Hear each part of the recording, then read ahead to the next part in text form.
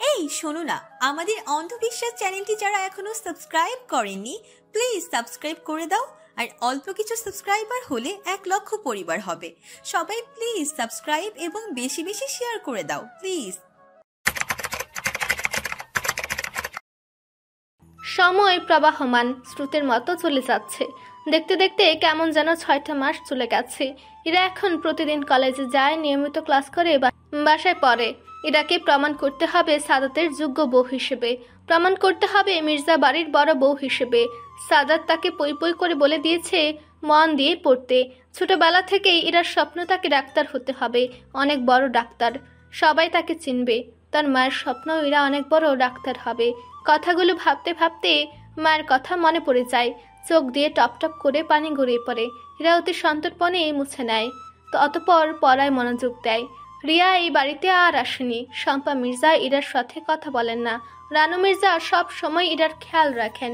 ইরার best friend তুলি, দুজনের স্বপ্ন একই, দুজনেই ডক্টর হবে। কাল ফ্রাইডে, এজন্য আজ আর পড়তে বসেনি। শম্পা মির্জা পায়ের ব্যথা বেড়েছে, এজন্য শুয়ে রেস্ট নিচ্ছে। ইরারা দুজন মিলে নুডলস রান্না করে সোফায় খেতে বসেছে। রাব্বিকেও ডেকে এনেছে। 3 জনে জিরো চিপস আর নুডলস নিয়ে বসেছে। তখনই বাসার কলিং বেল বেজে ওঠে। অসময়ে কে আসলো ভেবে অবাক হয়, কারণ এই সময়ে কেউ আসে না। বাপ দাদাদের আসার এখনো সময় হয়নি। ইরা দুজনকে খেতে বলে নিজে দরজা খুলতে যায়। দরজা খুলে সামনের মানুষটাকে দেখে পুরোটা খেয়ে যায়। অবাক হয়ে বলে, আপনি? ইরাকে অবাক হতে দেখে তুলি আর রাব্বি দরজার কাছে চলে আসে। দরজায় হাস্যোজ্জ্বল যুবক ওরফে মেজর সাদাত মির্জাকে দেখে বলে, ভাইয়া তুমি আসবে কই, আমাদের তো বললে না। একদম সারপ্রাইজ হয়ে গেছে ভাইয়া। সাদাত মৃদু হেসে বলে, সারপ্রাইজ দেব বলেই তো না বলে আসছি। সাদাত রাব্বিকে জোরে ধরে বলে, আগের বার যখন আসলাম তখন তো তোর দেখাই পেলাম না। বন্ধুদের সাথে ট্যুরে চলে গেলি, আম্মু কাকিমণি কোথায়? তাদের দেখছি না। এইবার খুব ঘুরবো ভাইয়া, তুমি বাসার ভিতরে আসো। সাদাত ইরার দিকে তাকিয়ে ভেতরে আসে। সাদাতের পেছন পেছন বাকিরা আসে।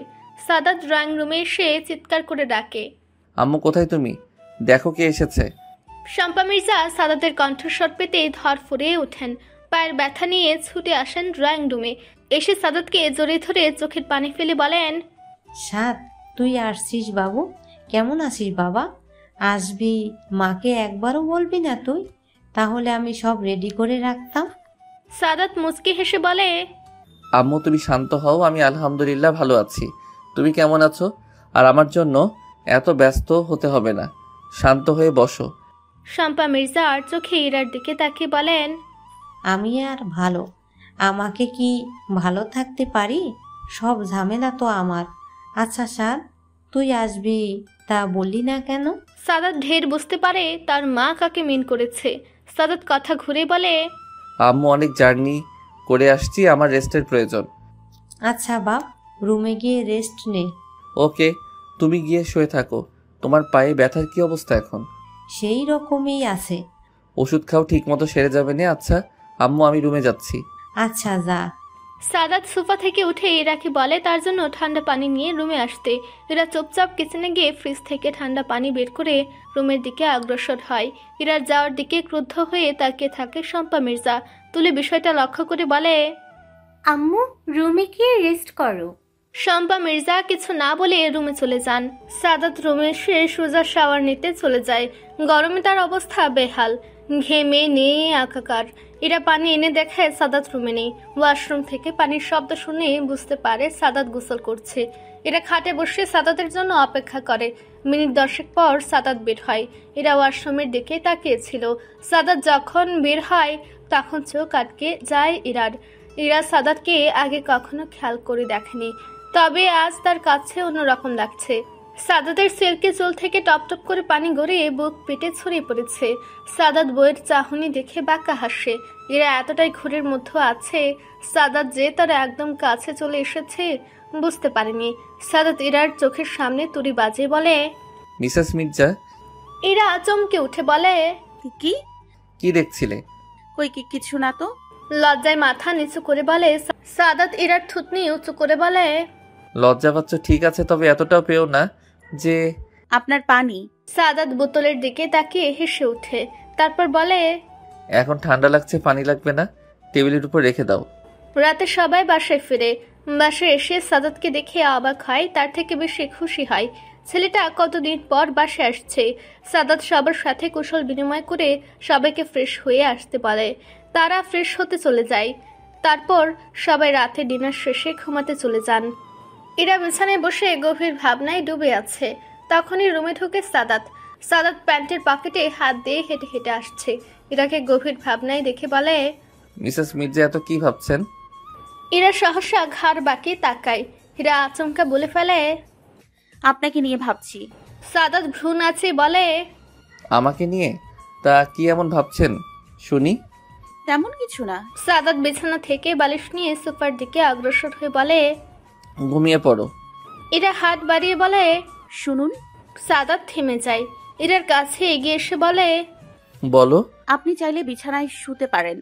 এত বড় লম্বা একটা মানুষ সোফায় শুতে কষ্ট হয়তো। সাদাত ইরার খুব নিকটে চলে আসে। সাদাতের গরম নিঃশ্বাস আছড়ে পড়ছে ইরার মুখে। ইরার বুক ধরফর করে, হৃদস্পন্দন খুব দ্রুত ওঠানামা করে। সাদাত ফিসফিস করে বলে, স্বামীজানের জন্য খুব কষ্ট হচ্ছে তাই না? মানে? সাদাত দূরে সরে সে স্বাভাবিকভাবে বলে, তোমার প্রবলেম হবে না? না না না, প্রবলেম হবে কেন, বালিশ তো আছে। বলে বোকা বোকা হাসে ইরা। সাদাত চোখ ছোট ছোট করে বলে, আমাদের মাঝে কোলবালিশ দিয়ে রাখবে? হ্যাঁ। আচ্ছা ঠিক আছে। বলে বিছানায় ধরাম করে শুয়ে পড়ে। আর ইরা হাবার মতো সাদাতের দিকে তাকিয়ে থাকে। সাদাত সেটা দেখে বলে, কি হলো সব? হ্যাঁ হ্যাঁ, শুচ্ছি তো। বলে নিজেও শুয়ে পড়ে। সকাল সকাল রিয়া মির্জা ভিলায় হাজির হয়েছে। যে রিয়া 10টা না বাজলে ঘুম থেকে ওঠে না, আর সেই 7 সকালে হাজির। ব্যাপারটা অদ্ভুত তাই না? এখন সকাল 6:30। রিয়ার ফোন পেয়ে শম্পা মির্জা ঘুম থেকে উঠে ড্রয়িং রুমে এসে বসেছে। কিছুক্ষণ বসার পরেই রিয়া আসে। রিয়াকে দেখে তিনি বললেন, রিয়া, তুই এত সকালে এসেছিস কেন? আমি তো তোকে বললাম একটু বেলা করে আসতে। এখন বাসায় সবাই নানান প্রশ্ন করবে। ফুপিমণি, এখন এসেছি বেশ করেছি। এবার তুমি আমার ব্যাগটা নিয়ে রুমে রেখে এসো, আমি একটু আসি। বলে রিয়া উঠে চলে যায়। রিয়াকে কোথাও যেতে দেখে বলে, কোথায় যাচ্ছিস তুই? রিয়া বাঁকা হেসে বলে, তোমার ছেলের রুমে। রিয়ার কথায় চমকে ওঠেন শম্পা মির্জা। তিনি কিছুটা ভয় নিয়ে বলেন, এখন যাস না রিয়া, পরিস্থিতি বুঝে কাজ কর প্লিজ।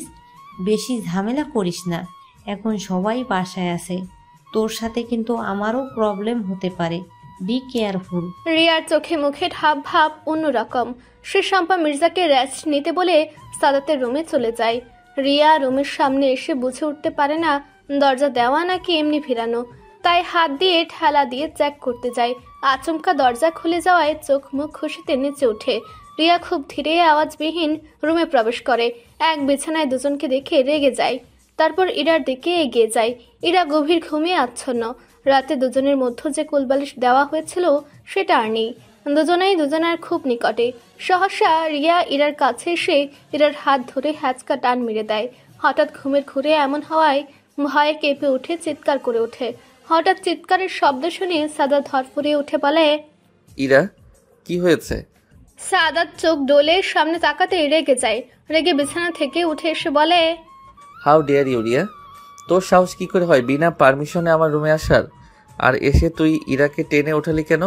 হাত ছাড় বলছি। রিয়া শয়তানি হেসে বলে, ওহ কামন সাত বেবি, এই মেয়েটার সাহস কি করে হয় তোমার সাথে একই বেডি শোয়ার? রিয়া আরো জোরে ইরার হাত চেপে ধরে। ইরা ব্যথায় কোঁকে ওঠে। ইরার ব্যথা সাদাতের বুকে গিয়ে বিধে। সাদাত রেগে রিয়ার হাত থেকে ইরাকে ছাড়িয়ে রিয়ার গালে সজোরে থাপ্পড় মেরে বসে। থাপ্পড় খেয়ে ছিটকে গিয়ে পড়ে। রিয়া গালে হাত দিয়ে অগ্নি দৃষ্টিতে তাকায় ইরার দিকে। ইরা সাদাতের কাছে দাঁড়িয়ে আছে। রিয়া উঠে এসে ইরার গালে থাপ্পড় মেরে দেয়। সাদাত বুঝতে পারেনি রিয়া যে ইরাকে মারবে। সাদাতের প্রচন্ড মাথা গরম হয়ে যায়। 7 সকালে চেঁচামেচির আওয়াজ পেয়ে সবাই জেগে যায়। শব্দ কোথা থেকে আসছে তাই অনুসরণ করে সবাই সাদাতের রুমে চলে আসে। শম্পা মির্জার ভয়ে হাত পা কাঁপছে। তিনি কিচেনে দাঁড়িয়ে সব শুনছেন। আর তিনি এটাও টের পেয়েছেন যে সবাই সাদাতের রুমে গেছে। তিনি আর কোনো উপায় না পেয়ে সাদাতের রুমের দিকে আগাতে থাকেন। বাড়ির ছোট বড় সব সদস্য সাদাতের রুমে। সাদাতের পাশে দাঁড়িয়ে ইরা কাঁদছে। সাদাতের সামনে রিয়া মাথা নিচু করে দাঁড়িয়ে আছে। ইসহাক মির্জা চুপচাপ সবকিছু পর্যবেক্ষণ করে নেন। ইসহাক মির্জা সাদাতের দিকে তাকিয়ে কিছু বোঝার চেষ্টা করেন, কিন্তু কিছু বুঝতে পারেন না। তবে এটা বুঝতে পারেন, রিয়া মেয়েটা যেহেতু আসছে সেহেতু বড় কিছুই ঘটেছে, নইলে সাদাত এমন রেগে যাওয়ার ছেলে নয়। শম্পা মির্জা সবেমাত্র রুমে এসে ঢুকেছে, তখনই রিয়া কাঁদতে কাঁদতে গিয়ে তাকে বলে, ফুপিমণি, তোমার ছেলে আমাকে থাপ্পড় মেরেছে, যাই নয় তাই বলেছে, আমি খুব ব্যথা পেয়েছি ফুপিমণি। রিয়ার কথায় সাদাত চিৎকার করে বলে, এই একটা ফালতু কথা বলবি না, যদি বলিস তাহলে আবারও থাপ্পড় দিয়ে গাল লাল করে দেব। বেয়াদব মেয়ে, কোনো ম্যানার্স নেই, ফ্যামিলি তোকে সঠিক শিক্ষাটাই দিতে পারেনি। ফ্যামিলি তোলায় শম্পা মির্জা চেতে গিয়ে বলেন, সাদ, মুখ সামলে কথা বল, ফ্যামিলি তুলছিস কেন? সাদাত তাচ্ছিল্য করে বলে, আম্মু, আজ যদি তোমরা ওকে ভালো করে শিক্ষা দিতে পারতে তাহলে আজ ও এতটা বেপরোয়া হতো না। তুই কিন্তু। ইসহাক মির্জা গম্ভীর কণ্ঠে বলেন, বৌমা, আর একটা কথাও না। শম্পা মির্জা চুপ হয়ে যান। ইসহাক মির্জা রিয়াকে বলল, তুমি এত সকালে মির্জা বাড়িতে কেন? আর এসেছো ভালো কথা, কিন্তু সাদের রুমে কেন এসেছো? তুমি তো একজন অ্যাডাল্ট পারসন, তুমি কি বুঝো না স্বামী স্ত্রীর পার্সোনালিটি বলে একটা বিষয় থাকে? তাহলে তুমি কেন বুঝেও এখানে এই রুমে এসেছো? হারদা, তুমি আর এই রুমের ত্রিসীমানায় আসবে না, আমার চোখে যেন আর না দেখতে হয়। তুমি আমাদের অতিথির মতোই থাকো। রিয়া চুপচাপ শুনে রুম থেকে বেরিয়ে যায়। তারপর গেস্ট রুম থেকে নিজের ব্যাগপত্র নিয়ে সোজা মির্জা ভিলা থেকে বেরিয়ে যায়। সকালের ঘটনার পর বাসার সবাই নিশ্চুপ, যে যার মতো ব্যস্ত। এরা একদমই চুপসে আছে। সাদাত বিষয়টা লক্ষ্য করে ইরাকে কাছে ডাকে। ইরা চুপচাপ সাদাতের পাশে এসে বসে। সাদাত ইরার চোখে চোখ রেখে বলে, সকালের বিষয়টার জন্য খুব আপসেট, তাই না? সাদাত ইরার গালে হাত রেখে বলে, খুব ব্যথা পেয়েছো, প্লিজ কষ্ট পেও না, সব ঠিক হয়ে যাবে। ইরার চোখ ছলছল করে। ইরা ফুপিয়ে কেঁদে বলে, আগে কেউ কখনো আমার গায়ে হাত তুলেনি। সাদাত নিজের বুকের সাথে চেপে ধরে বলে, কাঁদে না পাখি, কাঁদলে তোকে কার মতো লাগে জানো? ইরা সাদাতের বুক থেকে মাথা তুলে ভ্রু কুঁচকে বলল, কিসের মতো? সাদাত বলে, কিসের মতো লাগে, কিসের মতো লাগে?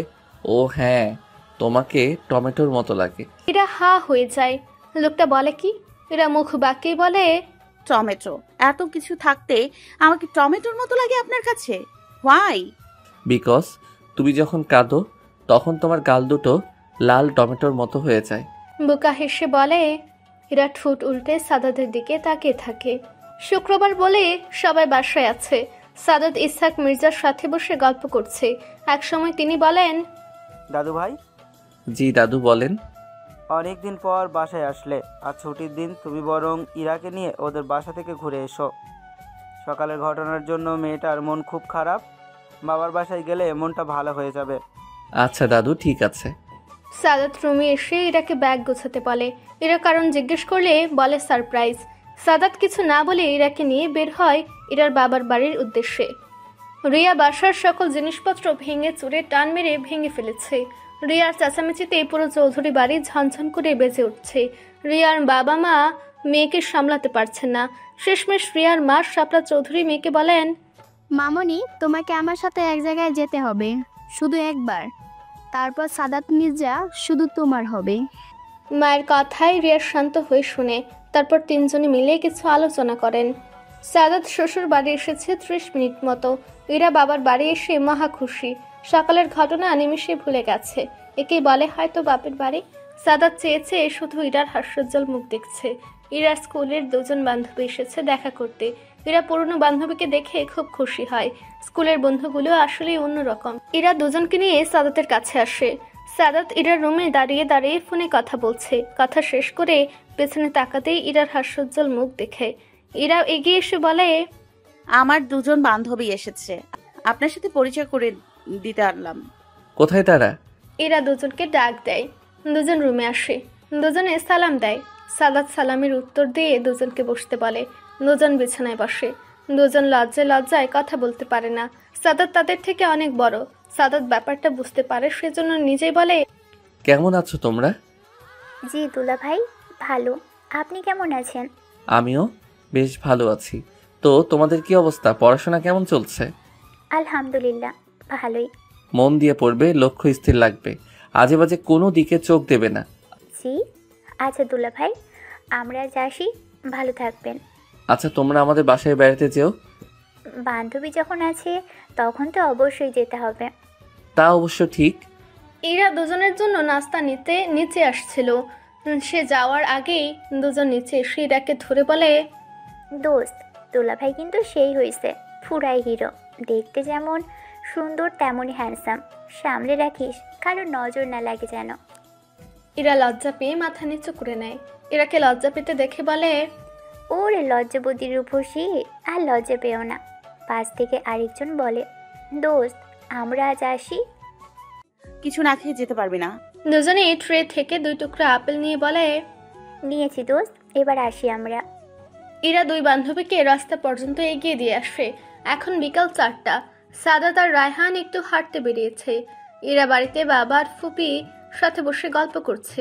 ইরা যখনই এই বাড়িতে আসে তখন তার ফুপি সাগরিকা বেগম এই বাড়িতে আসেন।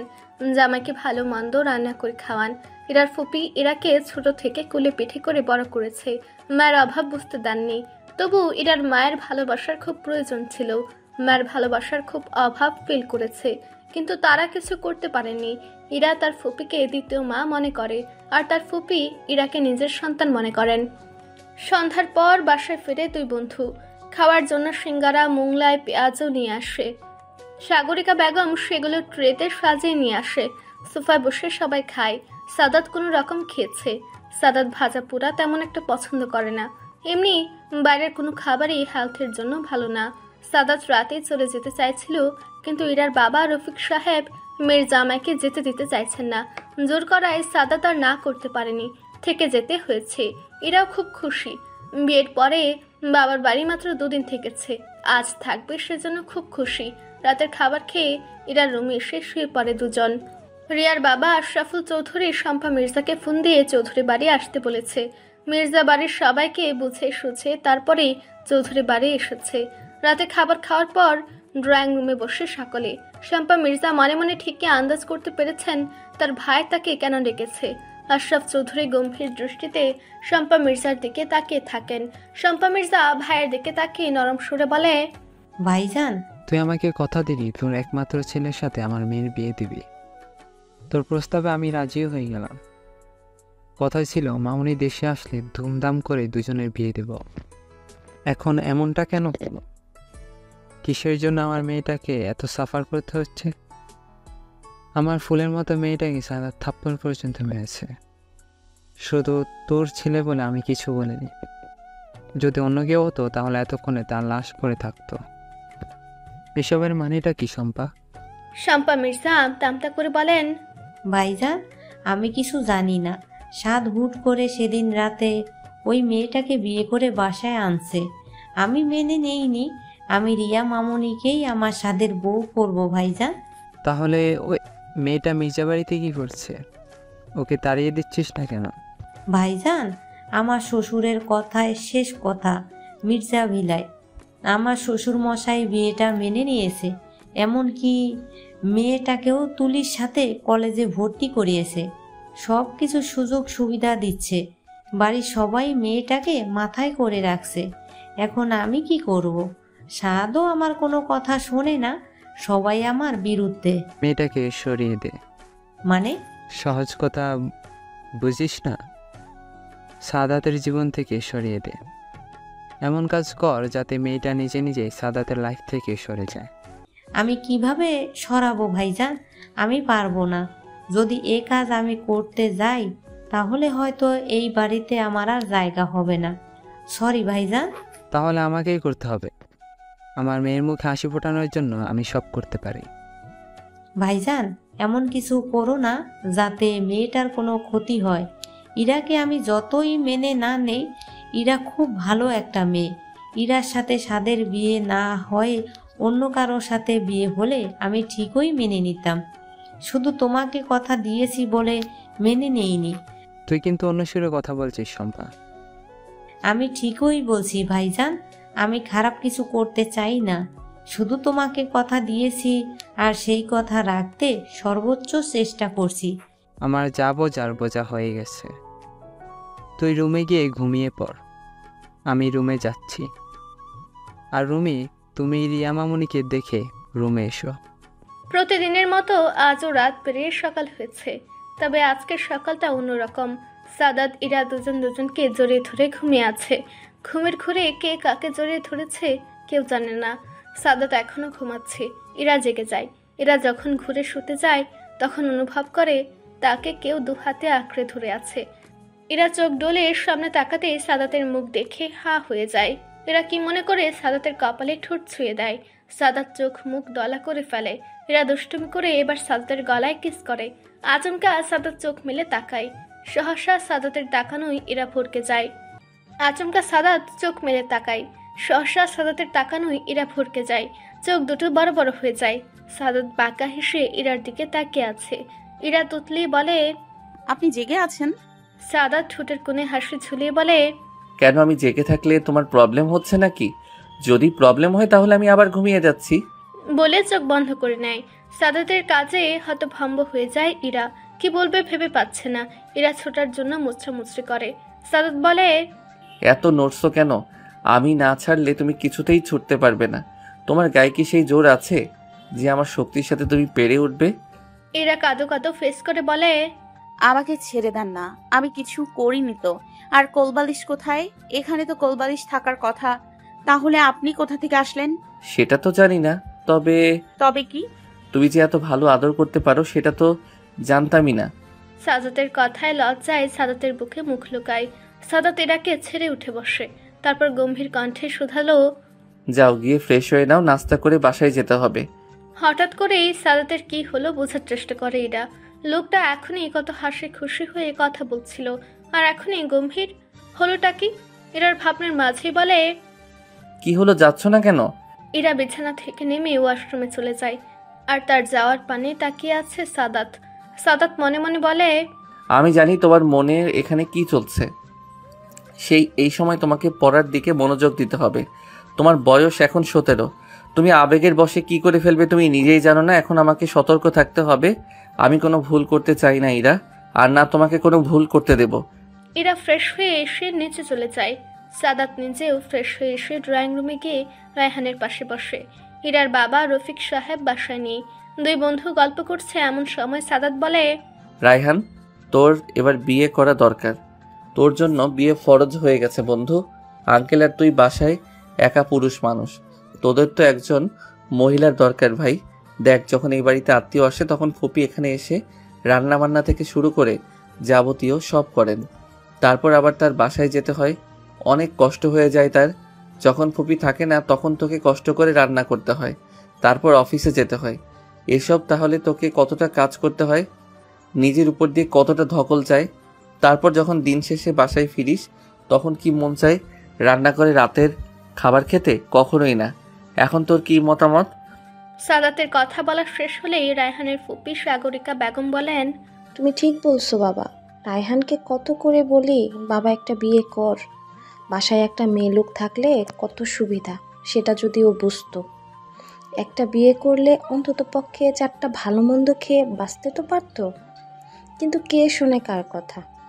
রায়হান চুপচাপ শুনে বলে, আচ্ছা মেয়ে দেখো, আমি বিয়ে করব।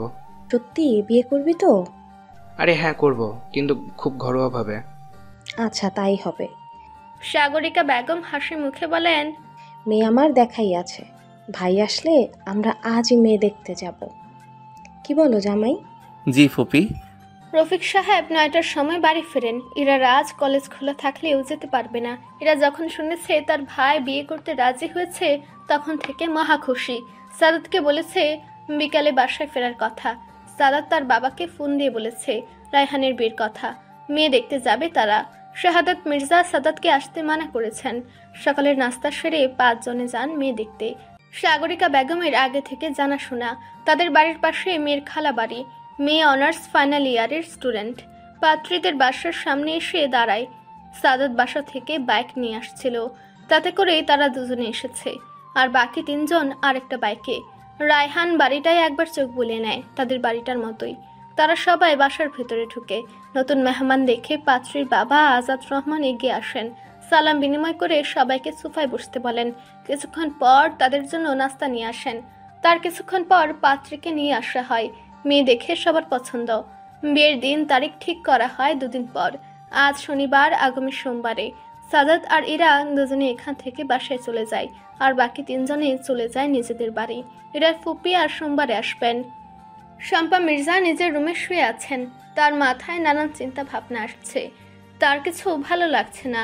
সকালেই তিনি বাসায় ফিরেছেন। আসার পর থেকে তিনি রুম থেকে বের হননি। একবার ইরার মায়া ভরা মুখ, আরেকবার রিয়ার কান্না মাখা মুখ। একদিকে সাদাতের বিয়ে করা বউ, আর একদিকে ভাইয়ের মেয়ে। বিয়ে পবিত্র সম্পর্ক, আর বিয়ে ভাঙা মানে মসজিদ ভাঙা। তিনি কি করবেন? কাকে একটু মনের কথা বলবেন? সে এসবের সলিউশন দিতে পারবে। শম্পা মির্জা এতটাই বিভোর হয়ে আছেন যে ইরার কথা কানে যাচ্ছে না। ইরার অনেকক্ষণ ধরে ডাকছে শম্পা মির্জাকে। ইরা ডাকছে অথচ ডাক শুনছে না দেখে কাছে এসে গায়ে হাত দিয়ে বলে, আম্মু, আম্মু, আমার কথা শুনতে পাচ্ছেন? শম্পা মির্জা চমকে উঠে বসেন, তারপর বলেন, কিছু বলবে? জি আম্মু। বলো। সোমবারে ভাইয়ার বিয়ে। ভালো তো, তা কি হয়েছে? আপনাকে আমার সাথে যেতে হবে। শম্পা মির্জা কঠিন দৃষ্টিতে তাকিয়ে বলেন, আমি যেতে পারবো না, তুমি অন্য কাউকে নিয়ে যেও। ইরার শম্পা মির্জার 2 হাত ধরে ছলছল চোখে বলে, আম্মু, আমার তো মা নেই। মায়ের পর আপনাকেই আমি মা বলে ডেকেছি। আমার ভাইয়ার বিয়ে, আপনি গেলে আব্বু, ভাইয়া সবাই খুশি হবে। বলতে বলতে ইরার চোখ দিয়ে টুপ করে পানি গড়িয়ে পড়ে। এরা হাসি মুখে সেটা মুছে নেয়। এরার কান্না মাখা ভেজা চোখের দিকে তাকিয়ে শম্পা মির্জার খুব মায়া হয়, তাই বলেন, আচ্ছা, ভেবে দেখবো। তুমি এখন যাও, আমার ভালো লাগছে না। কি হয়েছে আব্বু? মাথা ব্যথা করছে নাকি পায়ে ব্যথা? আমাকে বলুন, আমি তেল মালিশ করে দিচ্ছি। ইরার কথায় শম্পা মির্জা অবাক চোখে তাকান। তার শরীর খারাপ ভেবে মেয়েটা কত উত্তেজিত হচ্ছে। আবার পরক্ষণে ভাবে, তার ভাবি বলেছিল মেয়েটা নাকি তার মন জয় করার জন্য যা ইচ্ছা তাই করে। তাহলে কি? না না, মেয়েটা অন্তত ওইসব করবে না। তিনি মৃদু হেসে বলেন, তার প্রয়োজন নেই, তুমি বরং রুমে যাও, আমি একটু ঘুমালে ঠিক হয়ে যাবে। এরা আচ্ছা বলে রুম থেকে বেরিয়ে যায়। সন্ধ্যা 7টা। এশর আজান দিচ্ছে চারদিকে। আজান শেষ হলে এরা অজু করে এসে নামাজ পড়তে বসে। সাদাত ব্যালকনিতে দাঁড়িয়ে ফোনে কথা বলছে। এরা শেষ হবে মন না দিয়ে পড়ায় মনোযোগ দেয়। আজ কলেজে না যাওয়ার জন্য কি পড়া দিচ্ছিল জানে না। পরে তলির থেকে শুনে এসেছে কাল নাকি মান্থলি পরীক্ষা। গ্রুপ সাবজেক্টের সবগুলো একই দিনে পরীক্ষা হয়, আর বাংলা, ইংরেজি, আইসিটি এই 3টা একদিনে। সেগুলো গত বৃহস্পতিবারে হয়েছিল। সাদাত ফোনে কথা বলা শেষ করে রুমে এসে দেখে এরা পড়ছে। সেজন্য আর ডিস্টার্ব না করে রুম থেকে বেরিয়ে যায়। সাদাত সকালে নাস্তা করে ইরা আর তুলিকে কলেজে পৌঁছে দিতে বের হয়েছে। কলেজে আসতে মিনিট 20 মতো লাগে। সাদাত গাড়ি পার্ক করে এসে দুজনকে নিয়ে কলেজ গেটে দাঁড়ায়। মান্থলি পরীক্ষা হলে কি হবে, গেট থেকে চেক করে তবে ভেতরে ঢুকতে দেয়। ইরা আর তুলিকে চেক করা শেষ হলে দুজনে গেটের ভেতরে গিয়ে দাঁড়ায়। মেয়েদেরকে 2 জন মহিলা চেক করছে আর ছেলেদেরকে 2 জন। সাদাত গেটের চাচার সাথে কথা বলে নিজেও ভেতরে ঢুকে। সাদাত একসময় কলেজে পড়তো। সাদাত কম বেশি সবাইকে খুব ভালো করে চেনে। দুজনেই সাদাতের জন্যই অপেক্ষা করছিল। সাদাত আসলে তারা কলেজ ক্যাম্পাসে গিয়ে দাঁড়ায়। সাদাত দুজনকে মন দিয়ে প্রশ্ন পেপার পড়ে তারপর আনসার করতে বলেছে। দেখতে দেখতে পুরো কলেজের শিক্ষার্থী ভরে যায়। সবার পরনে সাদা ড্রেস। সাদাতের সাথে যখন কথা বলে তখন তাদের 2 জন বান্ধবী এগিয়ে এসে বলে, হাই গাইস, পরীক্ষার প্রিপারেশন কেমন? ইরা মৃদু স্বরে বলে, আলহামদুলিল্লাহ, মোটামুটি। তোদের? আমাদেরও মোটামুটি। রিমি নামের মেয়েটা বলে। সাদাতকে উদ্দেশ্য করে বলে। তুলে মুচকি হেসে জবাব দেয়, আমার ভাইয়া। জি আলহামদুলিল্লাহ, তোমরা কেমন আছো? বলে হেসে দেয়। ওদের সাথে সাদাতও হেসে ওঠে। শুধু চুপ করে আছে ইরা। ইরা সাদাতের দিকে তাকিয়ে আছে, কিন্তু সাদাত খেয়াল করেনি যে ইরা ওর দিকে তাকিয়ে আছে। ইরা স্বাভাবিকভাবেই বলে, এই চল আমরা হলে গিয়ে বসি। খামাখা এখানে দাঁড়িয়ে সময় নষ্ট করার মানেই হয় না। ইরার কথায় ভ্রু কুচকে তাকায় সাদাত। সাদাত কিছু বলবে তার আগে ইরা তুলির হাত টেনে ধরে নিয়ে যায়। সাদাত হাত উঁচু করে বলে, আরে এখন অনেকক্ষণ সময় আছে, এখনই কেন হলে যেতে হবে? তাদের মধ্যে রিম্পনা নামক মেয়েটা বলে, ভাইয়া ওর হয়তো ভালো লাগছে, সেজন্য অমনি চলে গেল। কিছু মনে করেন না, আমরা এখন যাই। হ্যাঁ যাও। সাদাত বুঝলো না ইরা এভাবে চলে গেল কেন। যাই হোক, সে আর সময় নষ্ট না করে ক্যান্টিনের কাছে চলে যায়। তার একটা বন্ধু এখানে জব করছে। যে কলেজে নিজের কলেজ লাইফ শেষ করেছে সেখানেই আবার শিক্ষকতা করছে। সাদাত ফোন দিয়ে তাকে ক্যান্টিনে আসতে বলে। কিছুক্ষণ পর সাদাতের বন্ধু রিয়াদ আসে। অনেকদিন পর পুরনো বন্ধুকে দেখে জোরে ধরে কুশল বিনিময় করে।